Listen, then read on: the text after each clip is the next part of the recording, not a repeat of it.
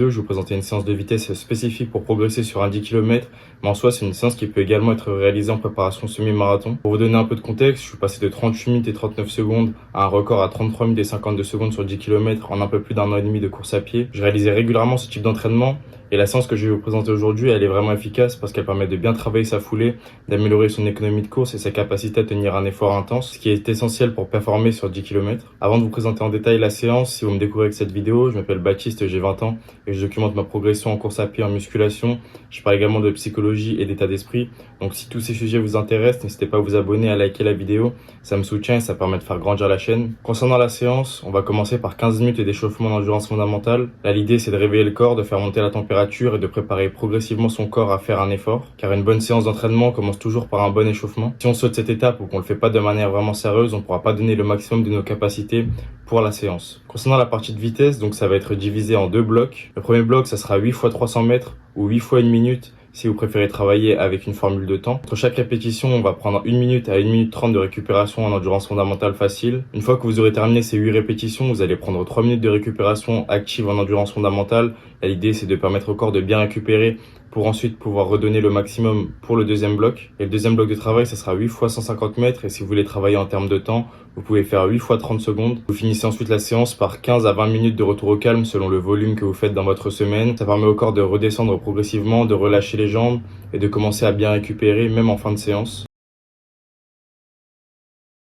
Concernant les allures que je vous conseille de viser, pour le premier bloc de 8 fois 300 mètres, je vous conseille de viser votre allure 10 km parce que ça va être un bon compromis entre intensité et contrôle. L'idée durant ce bloc-là, c'est oui, forcément de mettre de l'intensité que l'on doit pousser dans nos réserves pour tenir les allures, mais ne pas trop se mettre dans le rouge car après il y aura un deuxième bloc à faire. Et l'objectif ici, c'est de ne pas exploser, de rester propre et relâché. Et pour le bloc de 8 fois 150 mètres, là, je vous conseille de viser votre allure 5 km, voire un peu plus rapide si vous êtes vraiment en forme. Car comme c'est un effort qui est vraiment court et que c'est à la fin de séance, vous pouvez un peu pousser et donner vos dernières réserves. Et c'est une séance qui demande de la force mentale parce que plus la séance va avancer, plus les blocs ils vont devenir difficiles et plus les jambes elles vont être lourdes.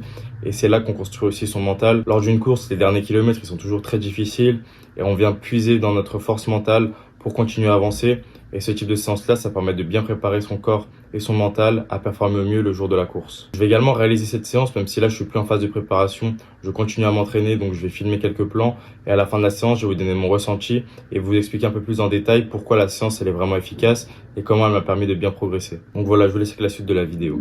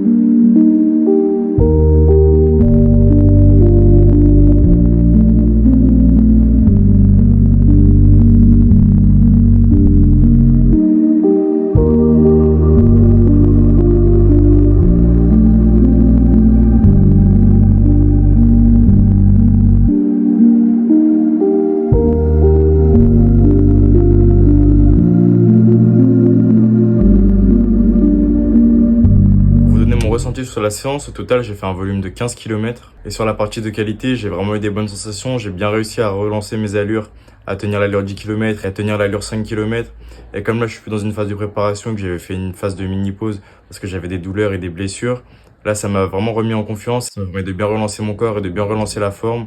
Donc, je suis super satisfait de cette séance. En ce moment, durant ce type de séance, j'aime bien me focaliser sur le fait d'avoir une foulée fluide et relâchée. Parce qu'en général, lorsque les efforts ils devenaient intenses et que je devais tenir des allures, on va dire, assez rapides, j'avais tendance à me crisper et mon allure, elle n'était pas agréable. Et je pense que c'est ça aussi qui pouvait me causer parfois certaines blessures.